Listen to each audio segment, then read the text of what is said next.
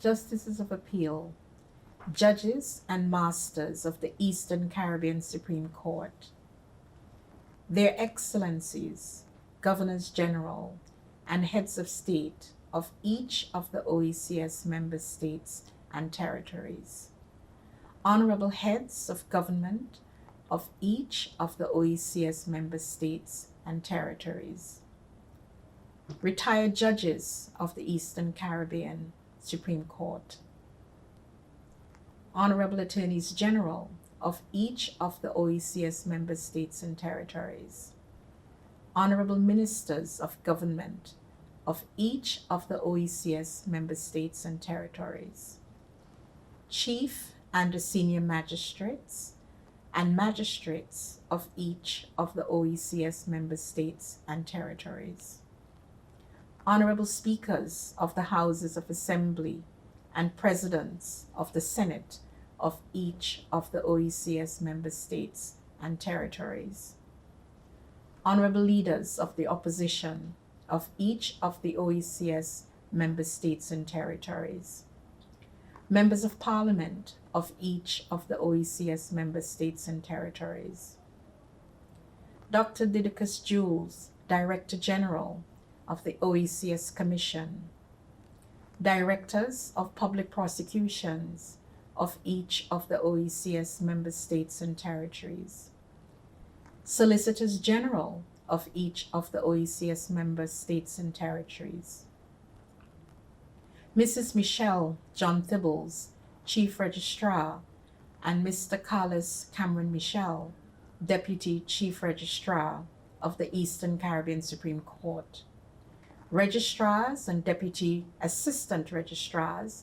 of the High Court of each of the OECS member states and territories, Mr. Gregory Gerard, Court Administrator of the Court's Headquarters, and Mr. Francis Litang, Deputy Court Administrator of the Court's Headquarters, and Court Administrators of each of the High Court offices of the OECS member states and territories, Ms. Jean Dyer, President of the OECS Bar Association, Presidents of the Constituent Bar Associations of each of the OECS member states and territories, learned members of the Inner Bar and Outer Bar of each of the OECS member states and territories, members of the clergy, members of the diplomatic corps, commissioners of police and police officers of each of the OECS member states and territories, directors,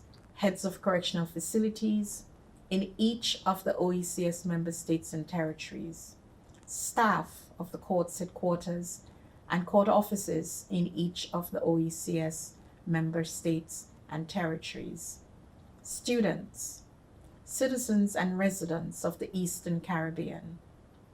Good morning. It is my great honor and pleasure to once again address you as your Chief Justice on the occasion of the official opening of the Eastern Caribbean Supreme Court's Law Year 2021.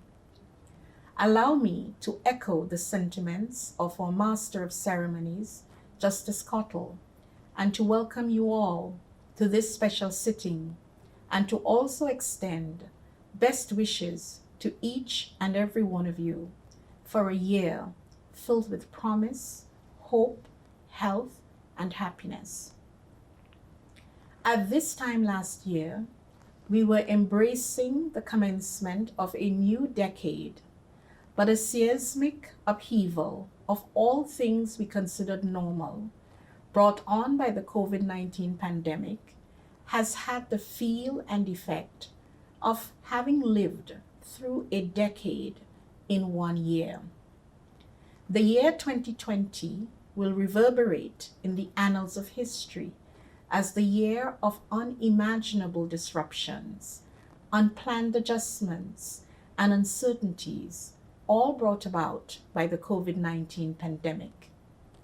Here we are today with the assistance of UWI-TV, marking the opening of the law year by means of a virtual special sitting which is being streamed via online social media platforms across the court's 9 member states and territories, and indeed across the world. Traditionally, each member state and territory would host their own special sitting after the delivery of the Chief Justice's address, with local gatherings in a courtroom in each state or territory. However, since the coronavirus makes it unsafe to physically gather, we had to reimagine how we would execute the commemoration of our new law year. We chose the next best option, gathering virtually, which has in fact provided us with this unique opportunity to join with our brothers and sisters from across our member states and territories in a single virtual space, reflective indeed of our court's single judicial space. As many of you are aware, but for the COVID-19 pandemic, this special sitting of the court would have been taking place in the beautiful archipelago of St. Vincent and the Grenadines, also known as the Gem of the Antilles. I was looking forward with great anticipation to returning to St. Vincent and the Grenadines for this occasion, as it was there that I delivered my first address as Chief Justice of the Eastern Caribbean Supreme Court a little over 8 years ago. I never would have imagined then that I would be unable to return for that purpose because of a pandemic. Just a few years ago, we were managing a different crisis, the crisis brought on by Hurricanes Irma and Maria, which devastated the territory of the Virgin Islands, Anguilla, Antigua and Barbuda, and the Commonwealth of Dominica in 2017. Arguably, we are now operating under a greater degree of uncertainty. With a hurricane, one can, with a reasonable degree of certainty, expect when and where it will make landfall, implement measures to minimize its impact on daily life, and estimate the time frame for the return to some level of normalcy. The COVID-19 pandemic, on the other hand, has been much like an unpredictable global earthquake, which has turned our notions of normalcy and reality upside down, with universal, far-reaching social and economic consequences. It has no respect for a person's place or status. It has impacted every aspect of our lives, our livelihoods, our social interactions. It has forced us to accelerate our lives in a digital world. This pandemic required the court, much like many other institutions, to find its way through the maze as the new reality set in. The essential challenge for the court was, how do you provide and ensure access to justice and delivery of justice in this new and in many respects unfamiliar environment? We had to wrap our minds around adapting and doing so rapidly. Thankfully, we had already embarked upon our ICT transformation program, albeit at a slower pace. Now it called for ramping it up, as well as finding new and innovative solutions to weather this crisis. Therefore, in addition to implementing new measures to ensure the continuity of the work of the court and the dispensation of justice in the COVID-19 era, the court has also continued to engage in a series of reforms of existing processes and procedures, all aimed at improving the court's efficiencies and effectiveness in the delivery of justice to the people of the Eastern Caribbean, despite the prevailing circumstances. Through these efforts, the Eastern Caribbean Supreme Court has demonstrated what a truly resilient and progressive court it has become over the past 50 years. In line with the court's efforts over the last year, it was felt that a fitting theme for this law year address is the Eastern Caribbean Supreme Court managing the COVID quake. The theme reflects the court's resilience in the face of an unfamiliar world. Author Geva Tully once said, "Persistence and resilience only come from having been given the chance to work through difficult problems."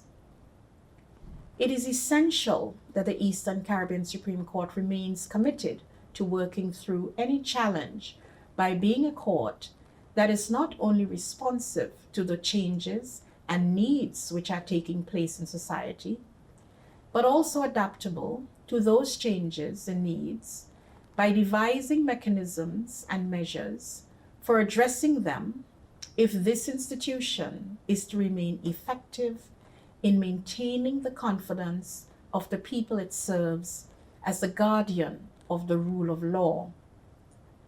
While the buzzword in the management of COVID is quarantine, as judicial officers at whatever level, the realization quickly penetrates our consciousness that justice cannot be quarantined. Crises do not suspend or end conflicts. They simply give rise to new ones. In advancing our commitment to the improvement of the administration of justice and our quest to build resilience for coping with life-changing events, it is first necessary to take stock of where we are now by providing you with an update on the work of the ECSC over the last year and the direction being pursued for the future. I wish to begin by highlighting the volume of work covered by the court on a yearly basis.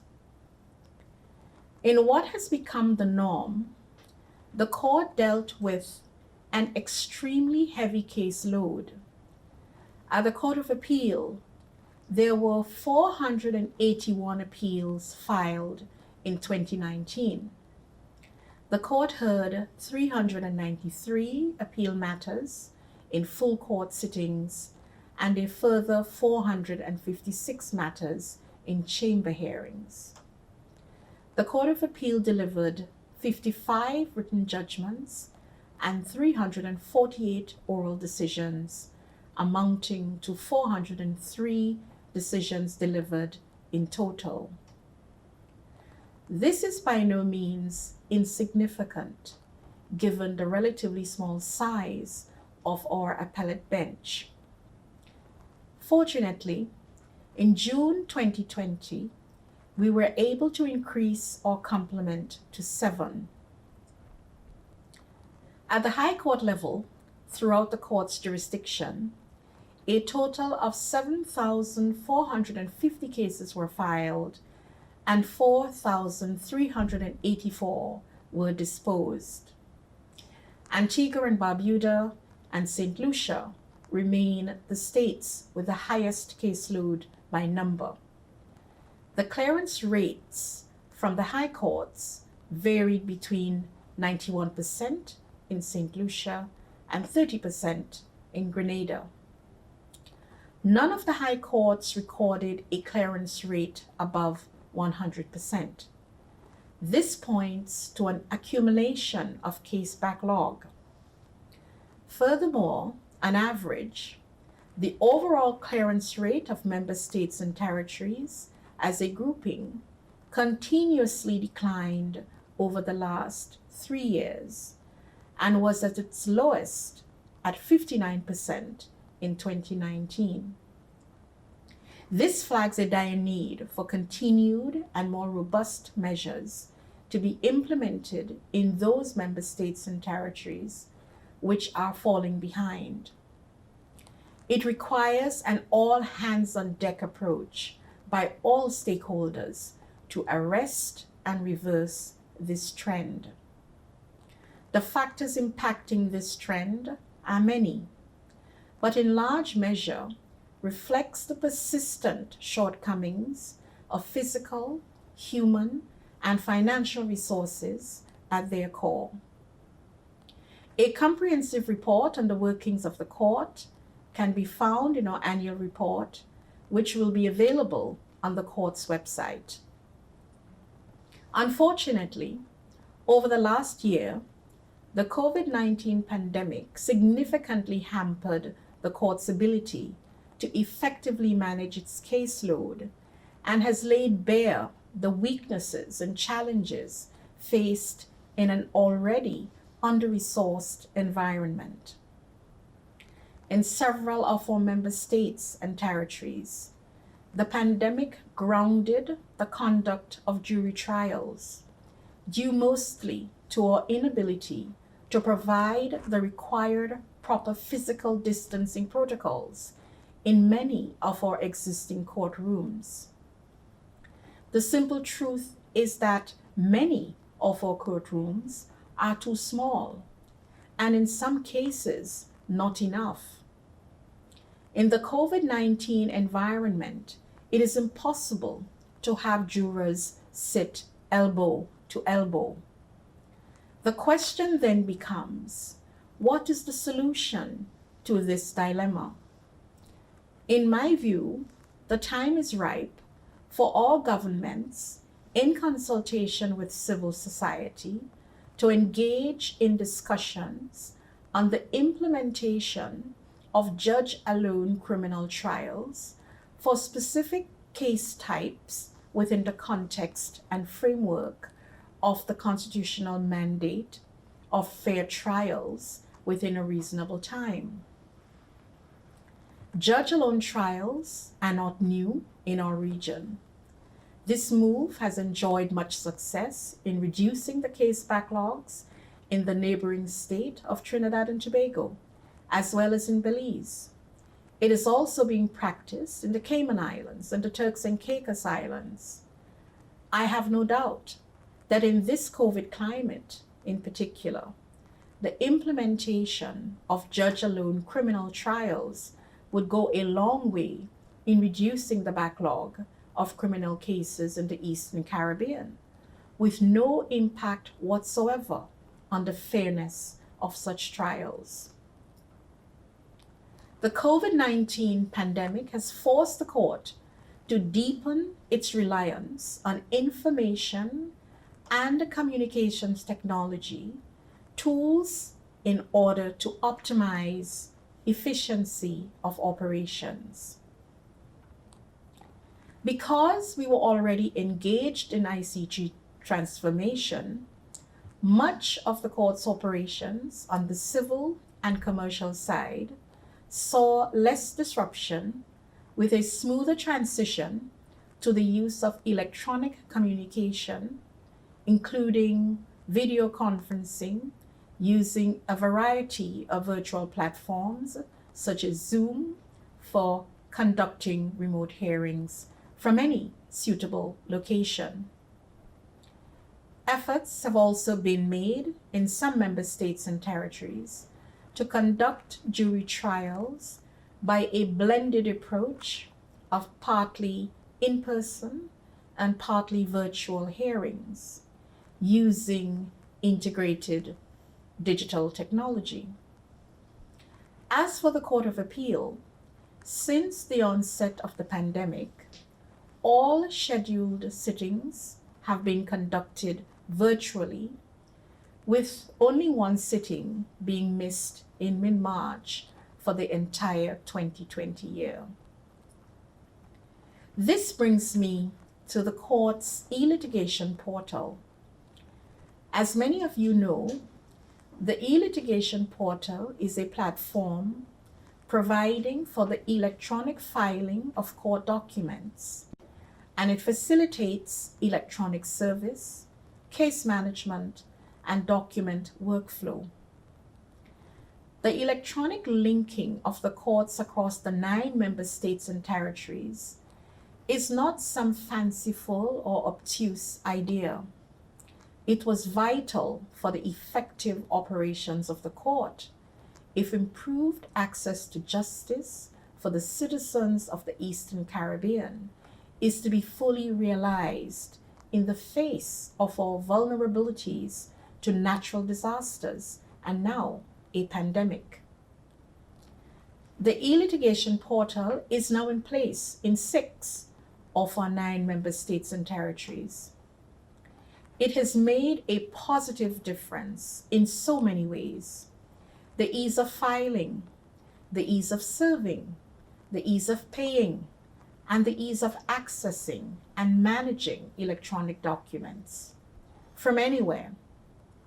Despite natural disasters and despite the current pandemic, since it requires no social distancing or health protocols in order to make use of it. Of importance also are the cost savings to the court and other stakeholders alike.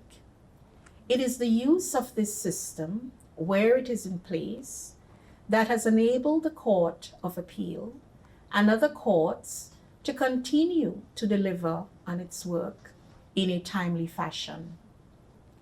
Plans are already in progress to link the remaining 3 member states. Achieving full implementation was slowed due to COVID-19 and the resultant travel restrictions. It is my hope that by July this year, all our member states and territories will be linked to the E-Litigation portal. I know that legal practitioners in the remaining states of the Commonwealth of Dominica, Grenada, and St. Vincent and the Grenadines are anxiously awaiting this step. It is fair to say that the E-Litigation portal has demonstrated in this COVID-19 era the critical role it plays in keeping the operations of the court in motion. In those member states not yet linked to the portal, we made provisions for email filings and service by email.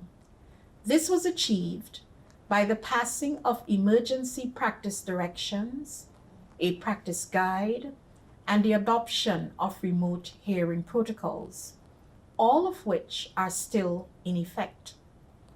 These have ensured a measure of continuity of the court's operations, even as various levels of lockdown were in place.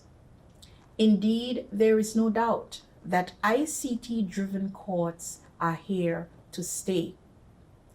COVID-19 has catapulted us here sooner rather than we had anticipated. I therefore encourage legal practitioners in all our member states and territories to become fully ICT proficient to avoid the risk of being left behind. I extend my appreciation to the team from the court's headquarters and the registrars and staff of the various High Court offices for their hard work in facilitating continued ICT training of judicial officers, legal practitioners, and court staff alike, as well as harnessing our ICT resources to keep the wheels of justice turning. Although last year the court had to shift much of its focus towards implementing measures to mitigate against the effects of the pandemic on the justice system, this did not stop the court from continuing reform initiatives which were already in motion, including the work of a number of the court's review committees. These committees met virtually over the last year, evincing great dedication to achieving their objectives. I wish to briefly share with you the fruits of their labor. The Civil Procedure Rules 2000 Review Committee. In last year's address, I announced the formation of a Civil Procedure Rules Review Committee. Today, I am pleased to announce that the Rules Review Committee, co-chaired by Justice of Appeal Paul Webster and Justice Eddie Ventos, former resident High Court Judge of St. Kitts and Nevis, have submitted their report and proposed amendments to the Civil Procedure Rules 2000 are at the drafting stage with the help of Impact Justice Project. We are grateful to the committee for their dedication and hard work. After another round of post-drafting consultations, we are hoping that the amendments will come into effect later this year. The Code of Ethics Review Committee.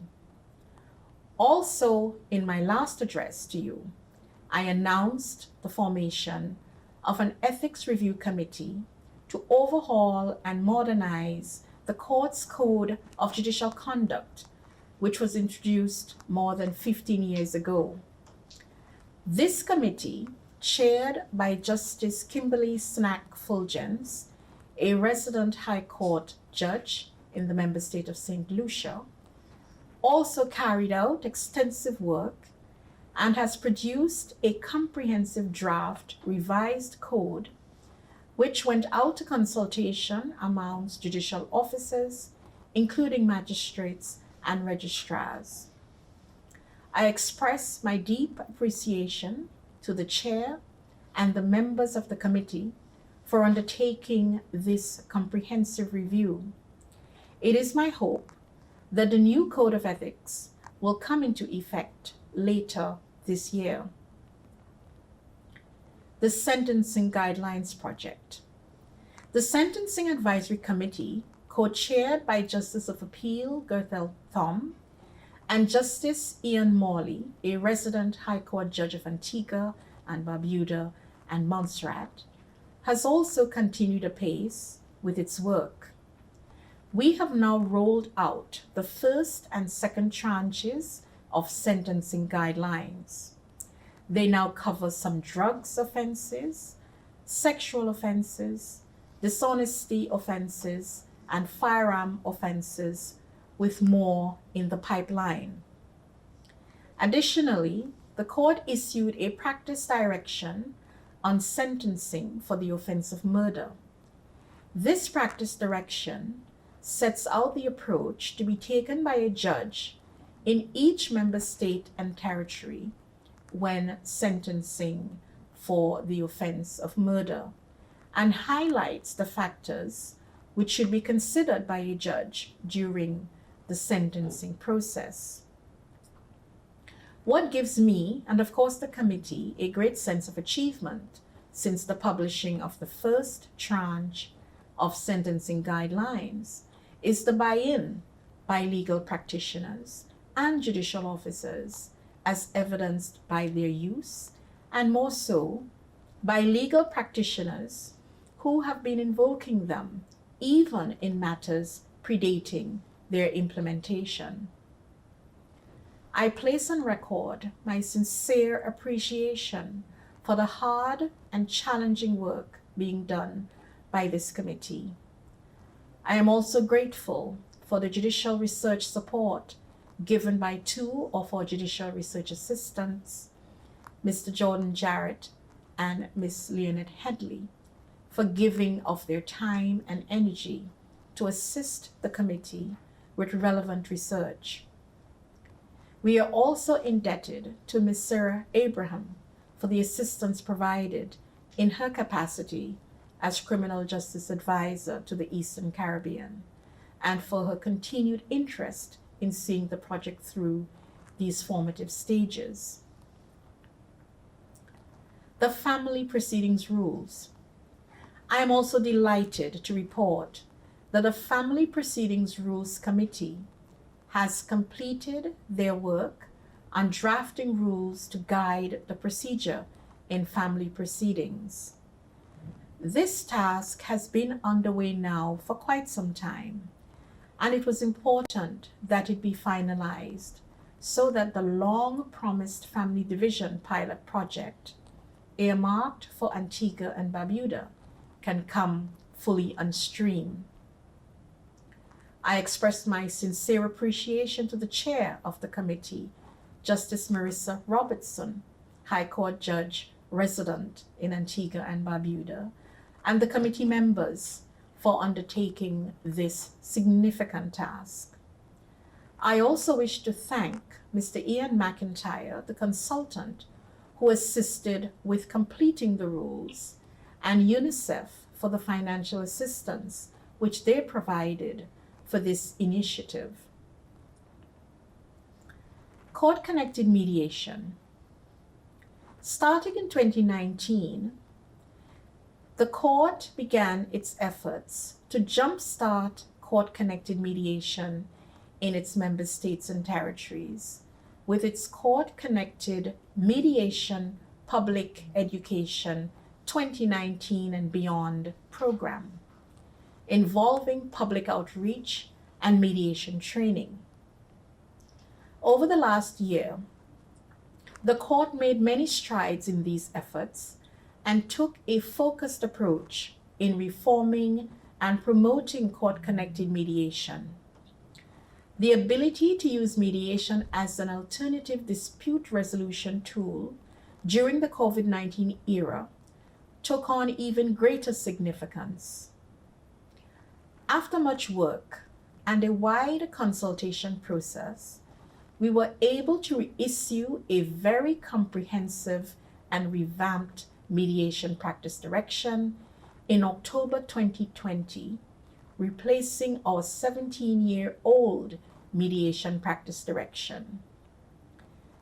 These revisions facilitate improved access to justice, particularly for unrepresented parties and litigants. Some noteworthy revisions include the introduction of pre-action mediations, the expanded role of the Registrar of the High Court in referring matters to mediation, and the introduction of more user-friendly forms. It has also been tightened by the inclusion of a code of ethics and disciplinary regulations for mediators. Importantly, the issued practice direction provides for the conduct of mediation sessions remotely using a digital platform. This development will no doubt provide significant assistance to the court in reducing the buildup of case backlogs during the COVID-19 pandemic. Additionally, mediation training as well as public education on the availability and benefits of mediation is ongoing. Our ultimate goal is to have a regional roster of mediators, which will provide litigants with a greater range and diversity of choices in selecting a mediator. This adds a new dimension, now more feasible by the use of a virtual platform. The pandemic has brought about some positive results by forcing us to see and engage in the virtual world in ways that have become our new normal, unconstrained by our physical borders. Finally, I once more urge legal practitioners to embrace mediation and be guided by the practice direction. Think of it not as a tool which conflicts with your role, but instead as one which enhances the delivery of justice. I now turn to the Halls of Justice project. There can never be any doubt that our judiciary must always play an integral role in ensuring a stable and progressive Caribbean society, or, as some of our eminent Caribbean leaders would say, promoting our Caribbean civilization. A well-functioning and efficient judiciary is a key component for investor confidence needed for fueling economic growth. The people of the OECS deserve a modern and efficient judiciary, serving them in facilities fit for purpose. ICT can only go so far, and new wine does not always blend adequately in old wine skins. For the past 8 years, I, as well as Chief Justices before me, have been beseeching governments to address the dire need for proper court facilities. The COVID-19 pandemic has exposed how ill-suited most courtrooms across our member states and territories are. COVID should not have met us still in this state. While the court is empathetic towards the ongoing economic challenges in our region occasioned by the pandemic, I wish to remind governments of their constitutional duty to ensure that the rights afforded to their citizens thereunder allow for their meaningful engagement and effective enjoyment. It is my fervent hope that once we have gotten past the pandemic and our economic health has improved, all steps will be taken to address this long outstanding problem. Notwithstanding that we have sought to manage the impact of COVID-19 by doing what we can to minimize its effect on access to justice and justice delivery, there is an area of grave concern emanating from certain quarters outside of the judiciary. I would be remiss were I not to raise them. Over this last year, we witnessed unwarranted and vitriolic attacks on the judiciary as an institution and on judges as individuals by members of the public. The frequency of these attacks is becoming alarming, with the potential for causing grave harm to the safeguards which are entrenched in our constitutions for preserving and upholding the rule of law. On too many occasions over the past year, our bar associations and legal practitioners have had to speak out against such conduct. I wish to remind legal advisors, as officers of the court, and who seemingly stay silent in the face of these unwarranted attacks, that they become enablers and complicit in the undermining of the administration of justice. This behavior must be publicly and vociferously rebuffed at every turn, as silence in the face of these attacks only serves to give them credence. While it is proper to criticize a judicial decision and otherwise engage through the well-recognized process for appeals, it is quite wrong to engage in baseless personal attacks against a judicial officer and the judiciary as a whole, merely because a decision has gone against you. It is worth reminding that judicial officers take an oath to do justice according to law, not according to man or woman. It was Aristotle who said, and I quote, "At his best, man is the noblest of all animals. Separated from law and justice, he is the worst." End of quote. And so, let us seek to abide by the rule of law. On a related note, I also wish to remind that the judicial branch of government remains an independent and essential check on all forms of power and on all threats of injustice for the protection of every individual's rights and freedoms. We must therefore never allow ourselves to be lulled into a sense of complacency or invite or encourage a blurring or crossing of boundaries between the judicial branch and other branches of government. Neither should unwarranted attacks on the judiciary be allowed to become an acceptable norm of behavior, irrespective of whose lips the utterances may come.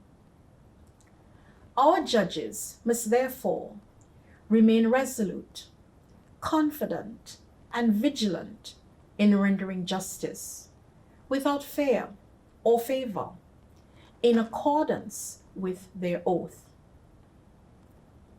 I feel compelled, however, to place on record our appreciation for the support of the OECS Bar Association and the constituent bar associations of the Eastern Caribbean in vociferously speaking out in defense of the judiciary and our judicial officers in circumstances where the court cannot speak for itself.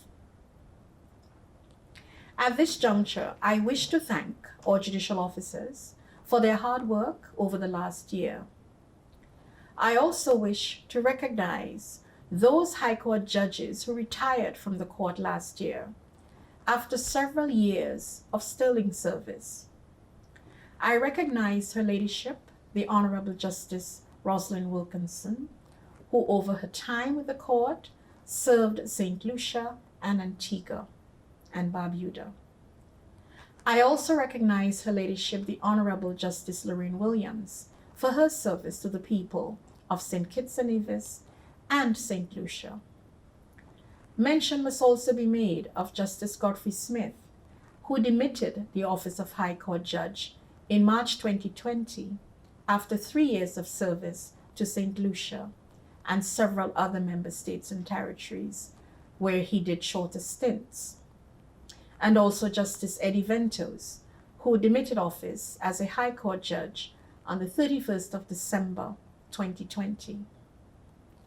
I wish them the very best in their future endeavors and express, on behalf of the entire judiciary and on my own behalf, sincere thanks and gratitude for their service to the people of the Eastern Caribbean.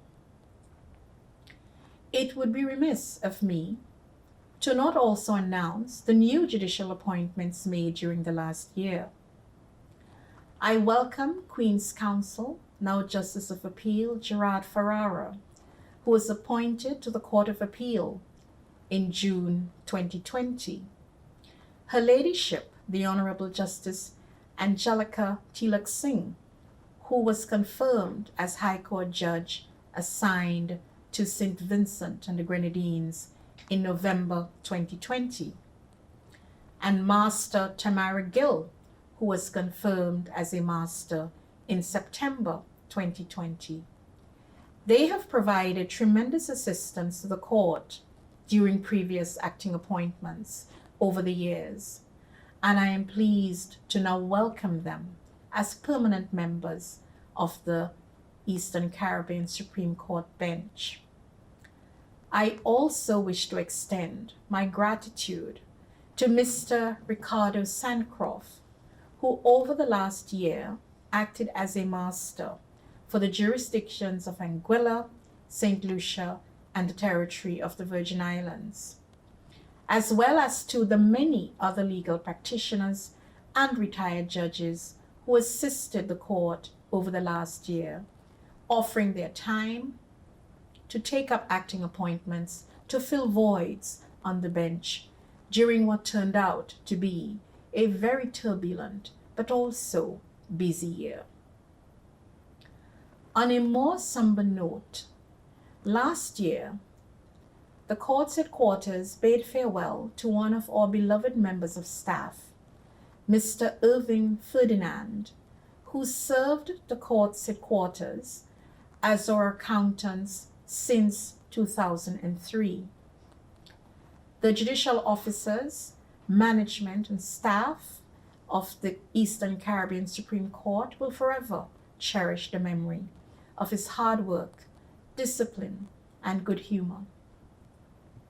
The Eastern Caribbean Supreme Court has sought to navigate the COVID-19 pandemic as best it can.